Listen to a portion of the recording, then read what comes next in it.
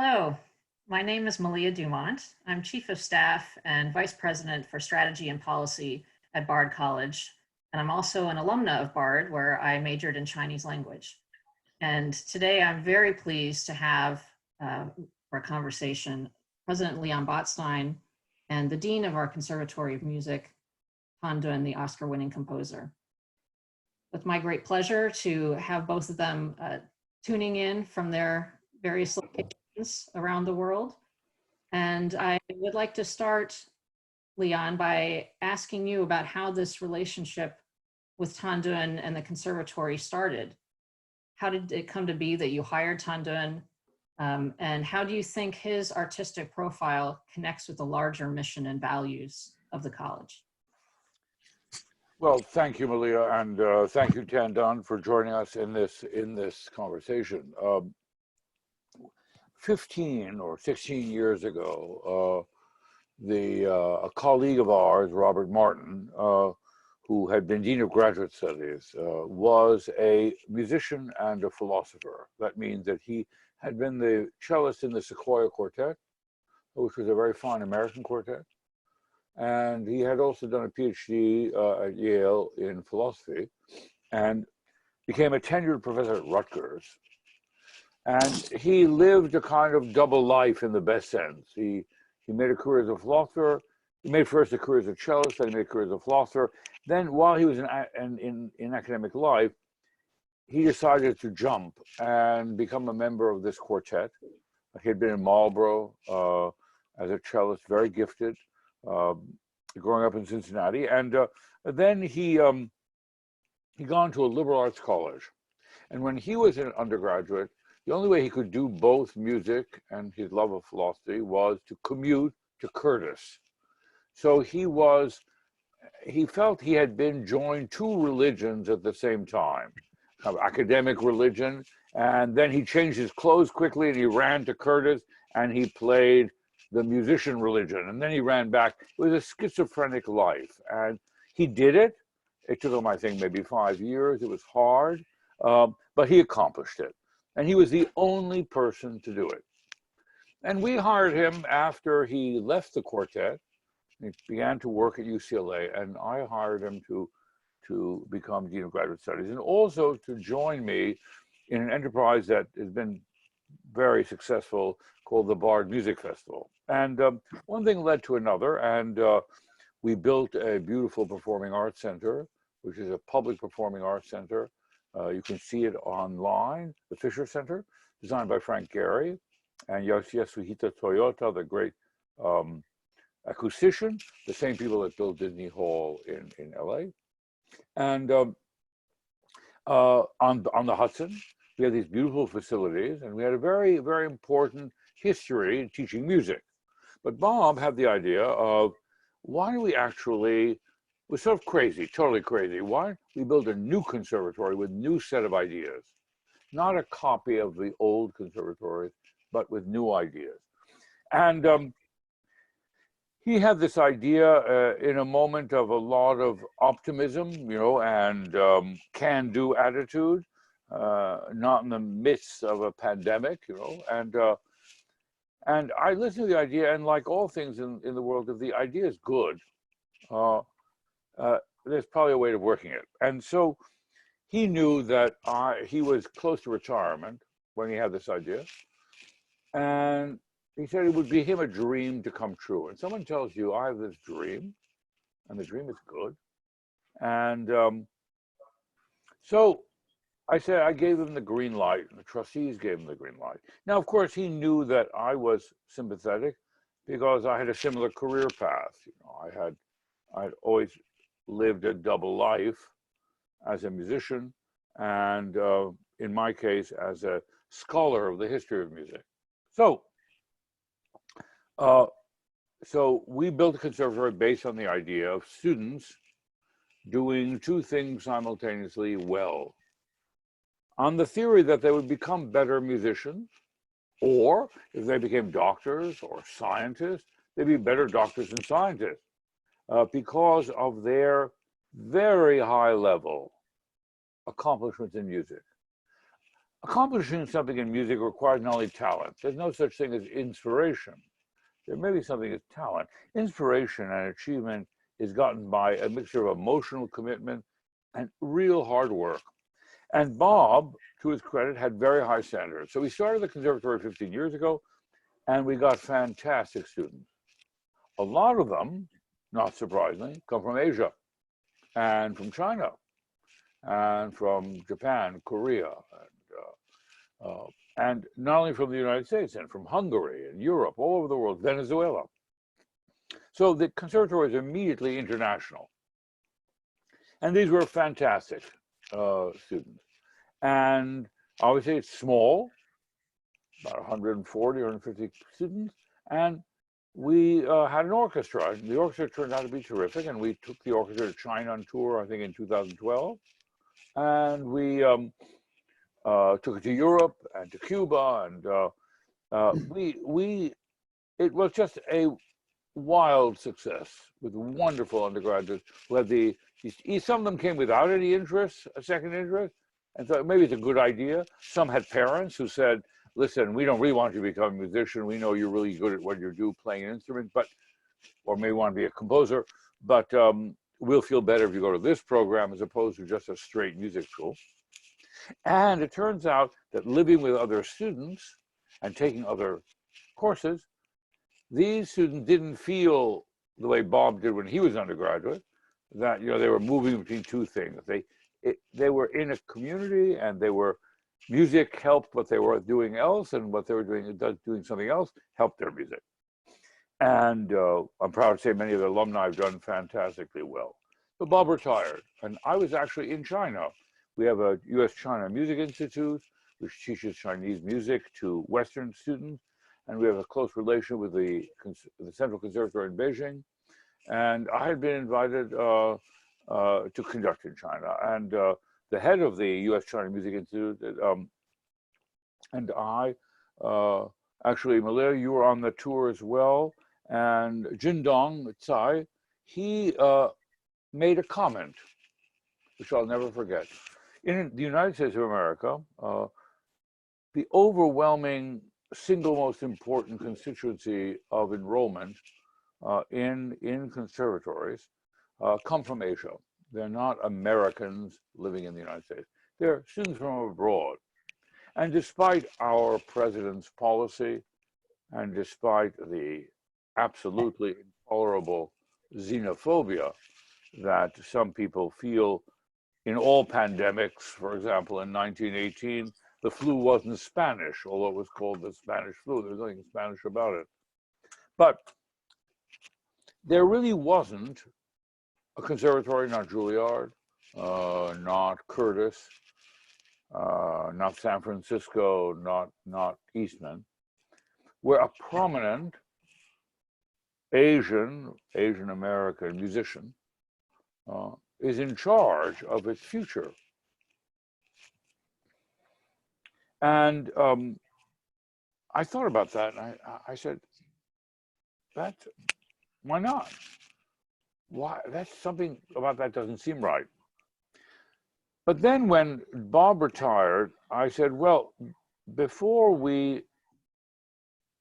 let's write a list of the things we want. And I thought, we want someone who's unbelievably creative. So maybe it's just not someone, he was a cellist. Maybe the composer, who's the most important person in our musical tradition, is the composer, not the performer. The second most important is the listener. Then comes the performer.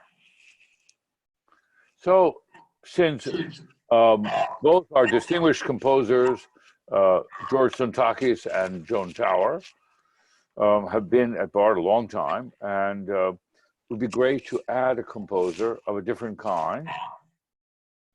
Two, we want someone who has shown unbelievable range in thinking about the future of music in the world. Because music's future isn't assured in the world. It's not like medicine. It's not like physics. It's not even like economics or history. It's not something everybody will do all the time. There are many different kinds of musics, And we often make too much of what this kind of music and that kind of music is. So we need a person who links past, present, and future. Most people get stuck looking backwards. Most people get stuck just looking at their own feet.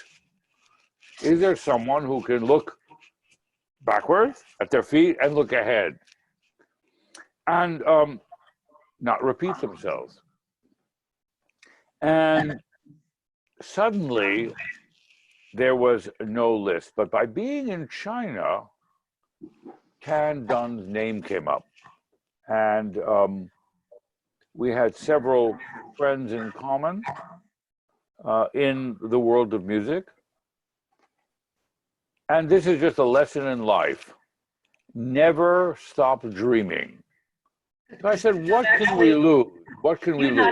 You had not actually met him before, is that correct? I think we may have met. I think we met briefly. But when you meet a very famous person, first of all, you might remember it, but the chance that they would remember it is very small. So there's always an asymmetry with people of great fame that people will say, well, I know Queen Elizabeth, but the real question is, does Queen Elizabeth know you? That's not the real question, because the number of people the Queen meets so exceeds the number of people she could possibly remember that meeting the Queen doesn't constitute knowing. So, but I did know the person that we knew in common. That was absolutely sure. So he was very encouraging and said, just write him a letter again. And so I did. And I wasn't sure I'd ever get a reply, you know, and he did reply, and we met, and it was for me like a miracle. You know,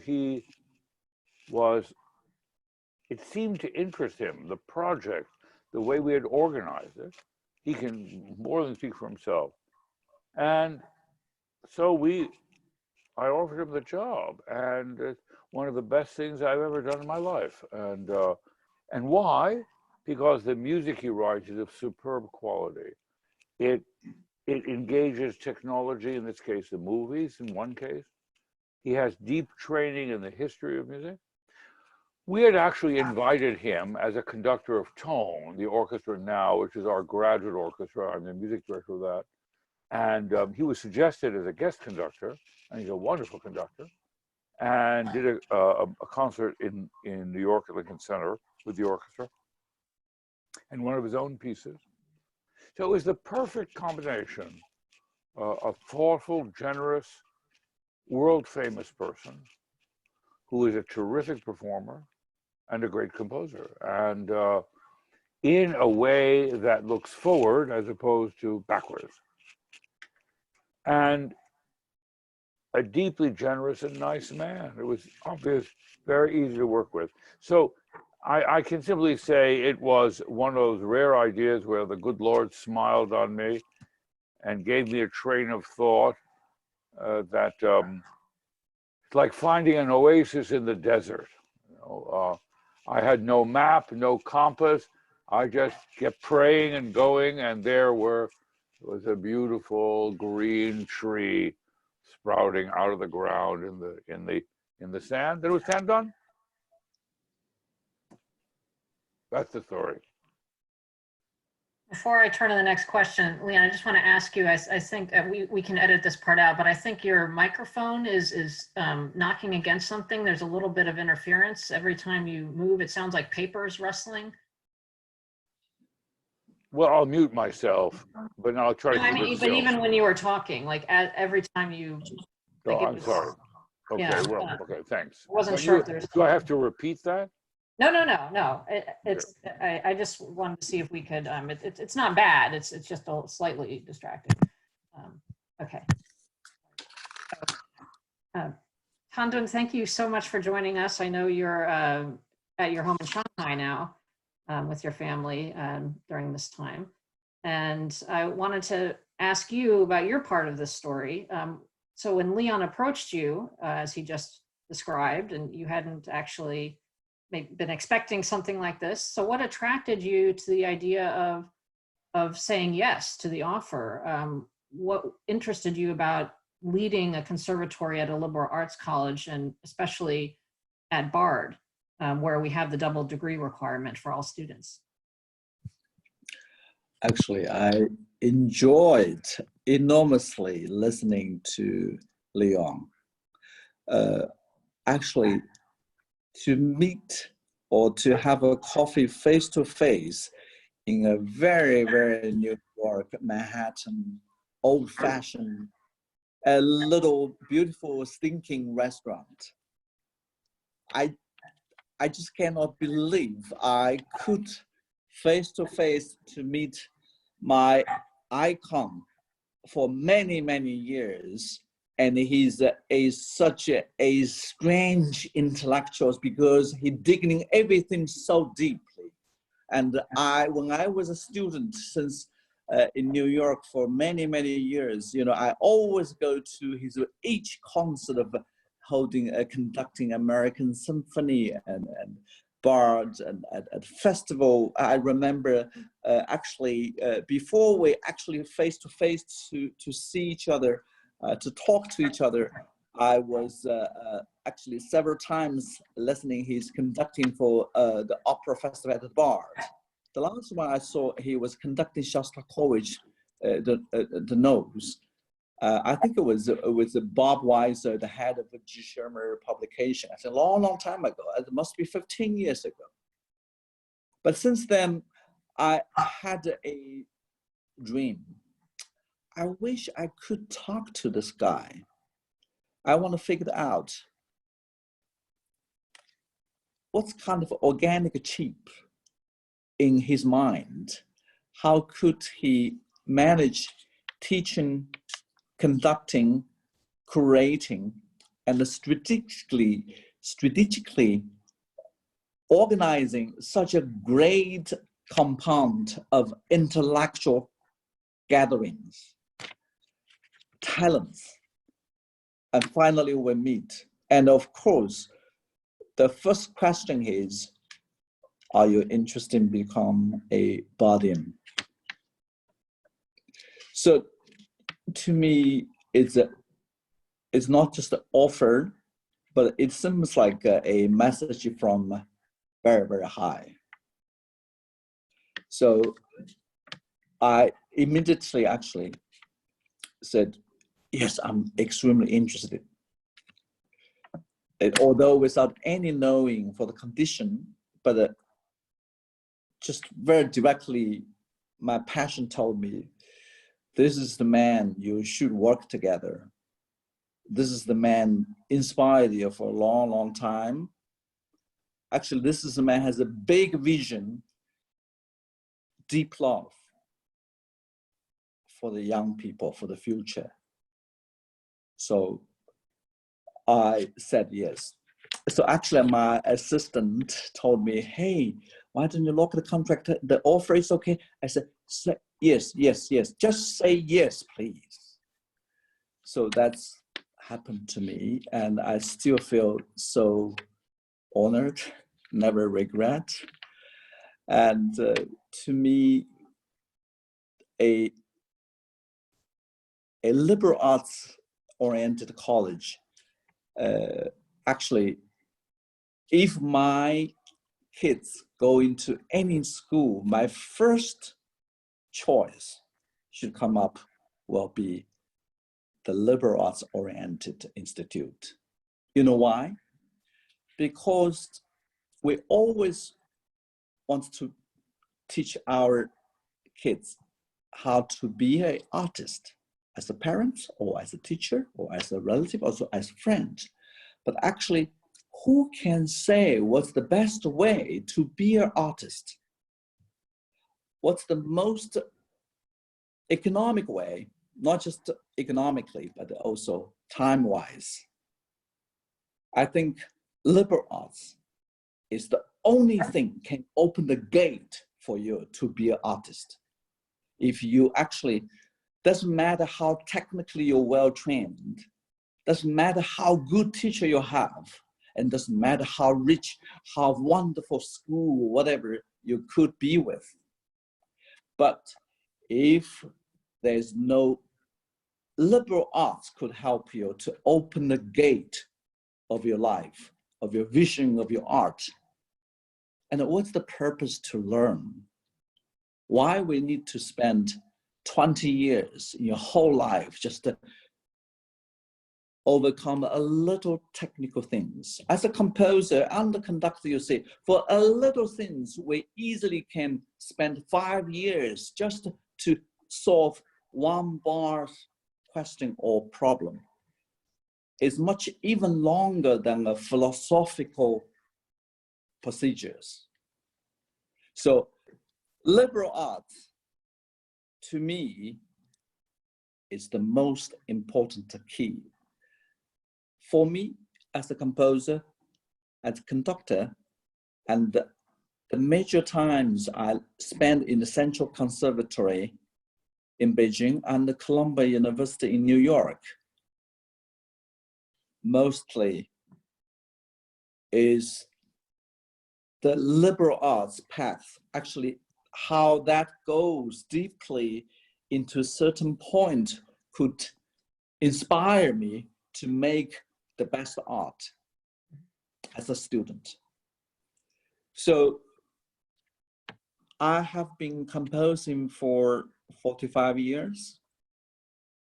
I find there are so many very, very good teachers helped me. One of them is Leon Bostein. So I said, if I could be one of them for the next generation to share with them about how I could be an artist, how I passed all those tricky doors with very interesting keys to open all of them one by one. So liberal arts actually give you very, very powerful and magical inspirations. So the Bard Conservatory actually, I feel so proud actually, is the place very much so emphasize and encourage of this.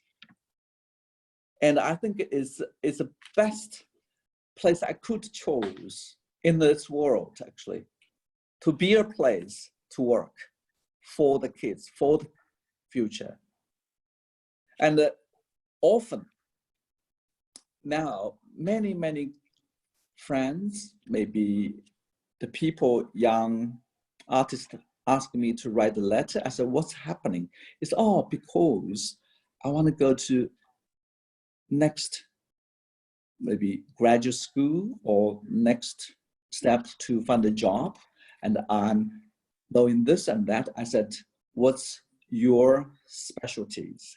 They always tell me, and very, very proudly tell me, because they know how to swim or they know how to create the portrait, they know the literature, they know the physics, and actually they know the film and they know fine arts. Then I find all of those kind of double major or triple major interested young men, and so inspiring to me, not just for the society, but also personally. Because I was always very happy to write recommendation letters to them for the next steps of academic training, or to find an orchestra position, or to be a first violinist or cellist or oboist in the world of any orchestras, because I feel the institution I recommend them to go, they are lucky to have them. So that's why I learned so much actually. A young man after college, when you continue to have your graduate school or when you want to find a job, how important the double major training, how important liberal arts training important to you. So I think Bard concentrate on the double major is the best recipe actually for today's people. The world now needs all of us actually to have at least double major, because it's such a diverse, colorful world now. It's no longer 19th century, 18th century. It's already 21st century. So wonderful. Please, let's do it. So you just described such a wonderful passion for and belief in the liberal arts. But your work at Bard now, this is the first time you've been affiliated with an academic institution, if I understand correctly. Did you ever envision yourself in a role like this before, given your passion for liberal arts and education? Did you imagine someday being in a position like this? Actually, I never imagined, because I have this sort of endless energy just thinking of making. But suddenly it made me thinking of maybe I should be immediately, is because I met Leon Bostein. Leon, I think he's like a godfather, like a certain kind of with certain kind of a power. He has a lot of brains and a lot of majors running at the same time in his mind.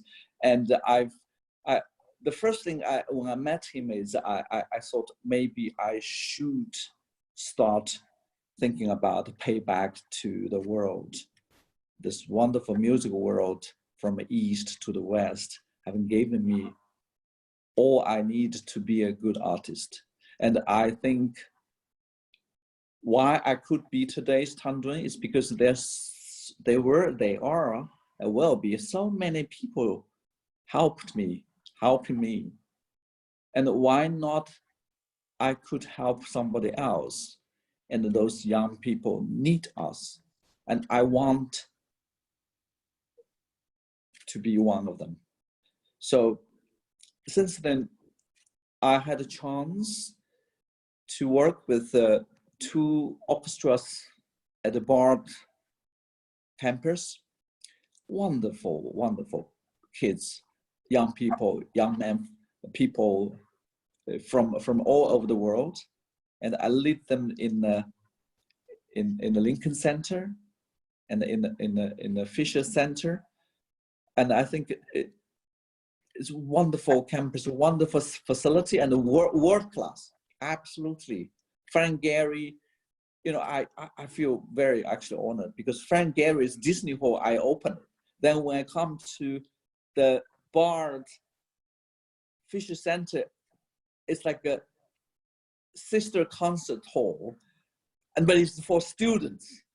Oh, so lucky. So we also lead the students orchestra, Bard Philharmonic Orchestra, open a new art center in China. And we will also bring students to Norway, to different places. Russia and Maestro Leon also take them to all over the place.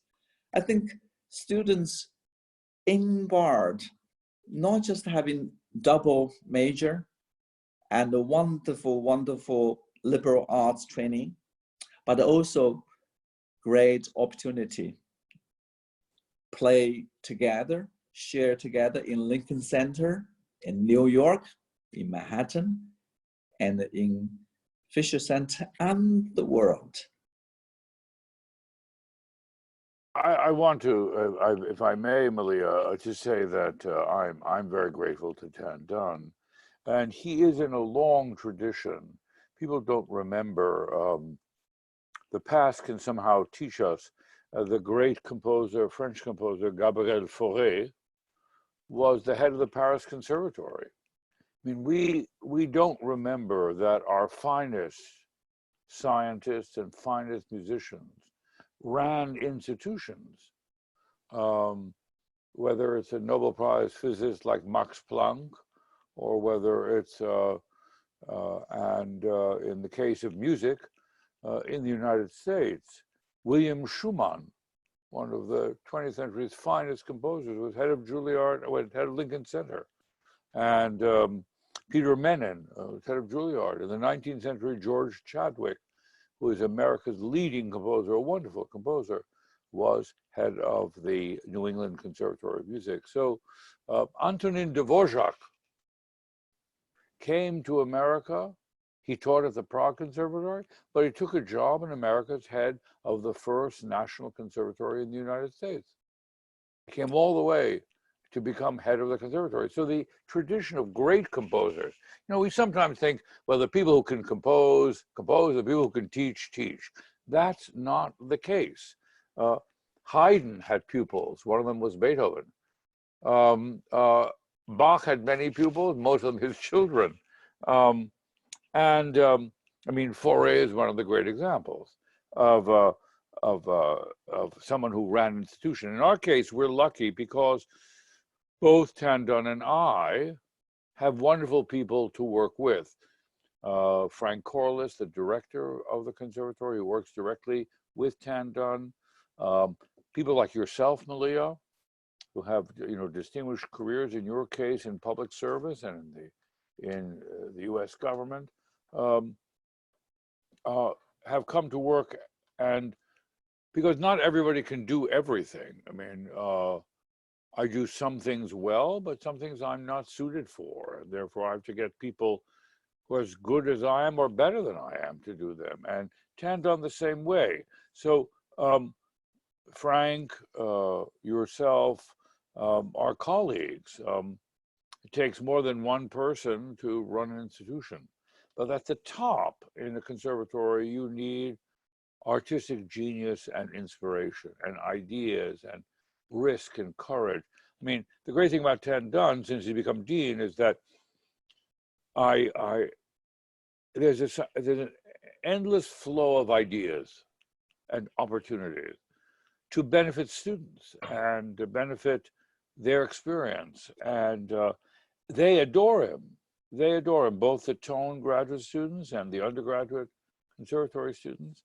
And so he sets a spiritual and musical tone and invents ideas and projects and connects the conservatory not only to a history of music, but to a present and future. Yeah, I think to teach students how to play music or how to create music, actually it's a very, very inspiring, enjoying work. When I was in the bar, I remember when in the middle of my rehearsal, Leon drifted in, looked at me. Then I immediately told him, you know, you have such a great orchestra here. And he said, I know, I know. And what I enjoyed to teach here, specifically when I was conducting, I love them to see the music. I loved them to feel the shape and the gesture first. And I always love them to think about how the sound came from, and after sounding with their own hands, and how the sound still going on life. Of course, technically we say that is a phrasing or gesture, but actually to communicate with the young people with a very, very high spiritual way, to understand a sound, a melody, a rhythm or motive came from or where to go. It's very, very important, because sometimes for me, I felt to learn music from just music is very, very limited. That's why I sometimes willing to know the students' background, what they are interested. Maybe some of them are interested in physics and some maybe math. And I know some very, very talented bar students. They invite me to their music recital. And afterwards, he said, Mr. Tan Dun, can you go to my fine arts solo show? My God, I was so shocked and so proud. And every students at the Bard Conservatory always have a very, very hidden, special, talented one genius side beyond you can tell musically, obviously. So I think to share the music with the students in the Bard, actually there another thing very, very interesting. You know, to form a great organization or great a body or orchestra or artistic group, we need to have a certain kind of conditions. For example, the people come from different cultural background. The people speaks different language and singing different songs. And the people in different age. And people loving different things, from a philosophy to the math, from a physics to science. And all of those actually is happening in the campus of Bard Conservatory. So I also felt each time or each day when I stayed at Conservatory, it became a very interesting learning process for me towards the very, very diverse and interesting young people around. You know, Tan Dun, when he speaks, reminds me, for those of you who are listening and know his music, that the most famous teacher of composition in the 20th century was a French woman, Nadia Boulanger. Nadia Boulanger, Tan Dun will know the name, knows many people. Philip Glass is probably the last famous American to study with her. Grażyna Bacewicz, probably the greatest woman composer of Poland, studied with her. And the first was Aaron Copland of the Americans.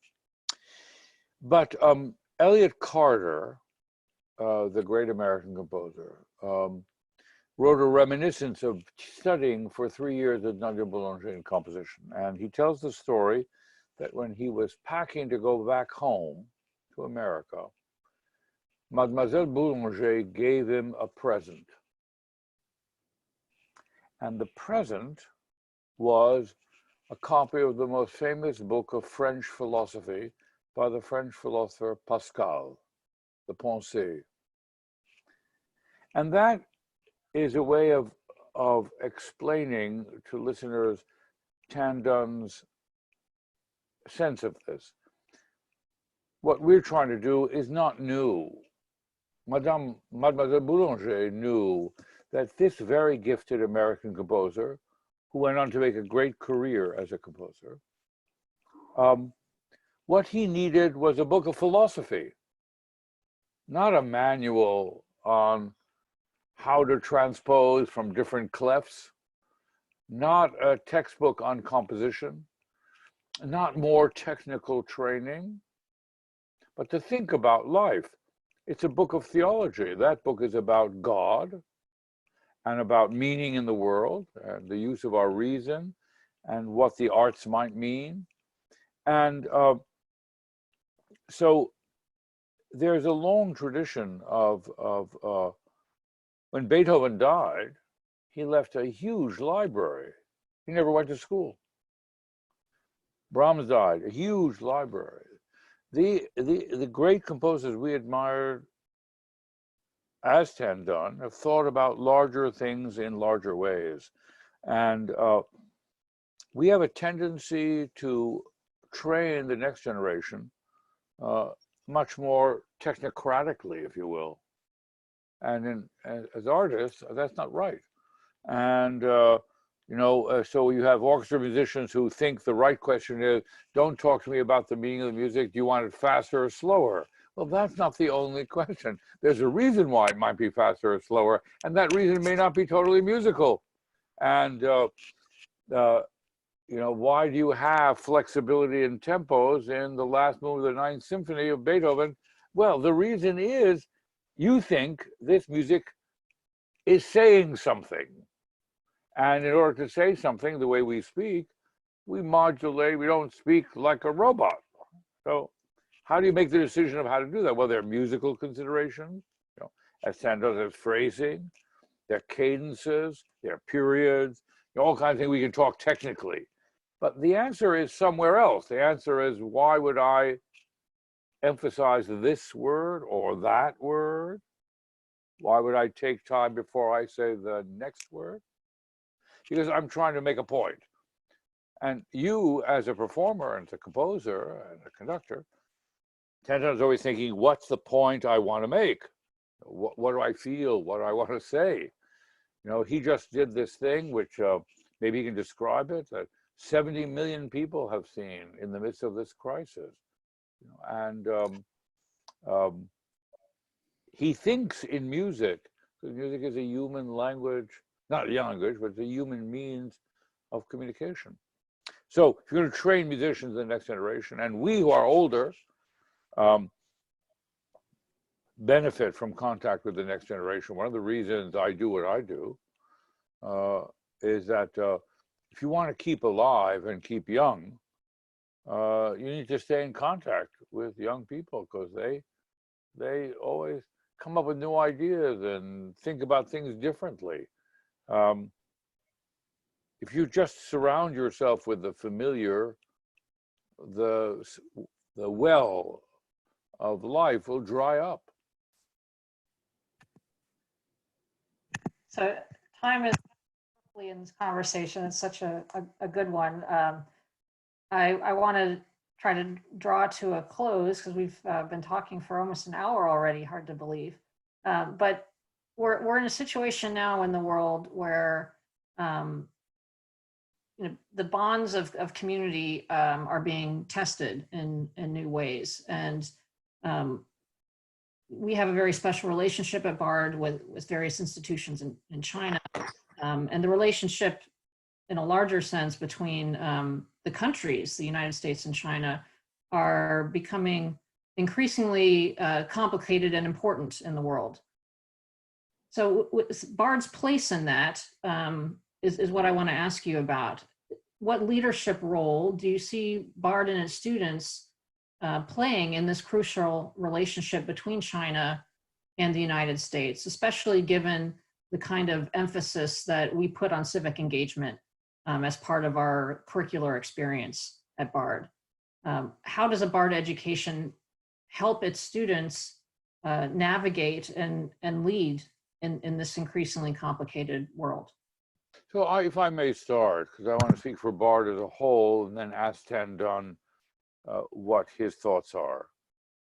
We have a responsibility, because we deal with art, music, science, learning. Learning knows no national borders. Learning knows no patriotism, no single language, and no single tradition. For any institution in the 21st century to be responsible, integrating and having warm relations with one of the great historic cultures and civilizations and populations in the world is a moral obligation. And we have to put politicians at a distance. We're speaking about an institution that links people to people, individuals to ideas, creative invention, whether it's in science. We need to cooperate and work together on everything from disease to art. And we, especially in bad times, need to be a counterweight. We need to put our weight on the balance of cooperation and communication and resist the tendency to divide in the human enterprise of learning and making art, which is why we have the US-China Music Institute. So Bard may be a small place, not a big university like the University of California or Yale or a place like that, but it's very, very forward-looking notion of making an international network, because we have relations with institutions not only in China, but in Europe and the Middle East and around the world, especially with China, because of its cultural, historic, philosophic, religious, political, and economic importance, is an indispensable partner for us in our enterprise. And we have to show patience and consistency as the political winds ebb and flow. Yeah. I think the country's relationship is just like people's relationship. And physically, spiritually, it always needs a lot of bridges in different time and different weather. And the college and the conservatory, of course, is the best place. But the priority of our task is to make the best bridge builders spiritually or physically, culturally, politically, diplomatically, historically. And I think now we're all witness the world needs a lot of bridges. And who can build those beautiful bridges? The young people, the future bridge builders. And we are working in Bard, actually, for those great bridge builders in the future. And we should be always, without hesitations, work with the future and to build through them, through our students in the future, through our talents in the future, through our creations, music, achievement, and communications to the world. I think Bard is the place. Always no stopping. Continue to build the bridge and to have bridge builders. And the world need it. The culture need it, and the history need it.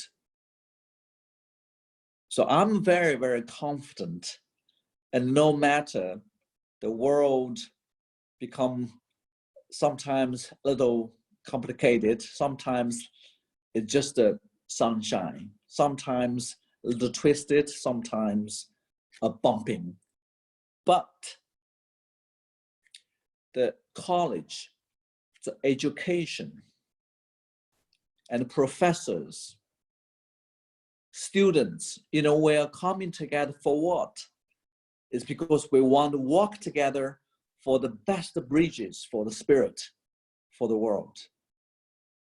So I'm very, very confident we're doing good things. The world needs us, the young people need us, the history needs us. Well, I'm so honored and thankful to be a bridge builder together with both of you as colleagues. So thank you so much for this conversation. Tan Dun, 非常感谢你今天跟我们在一起。Thank you, Malia. You're great. Thank You you. are great. Thank you, Malia, and thank you, Tan Dun, and frankly, both Caitlin and Frank Corliss, who are crucial in making this collaboration work. And thank you all for listening. Bye. Bye.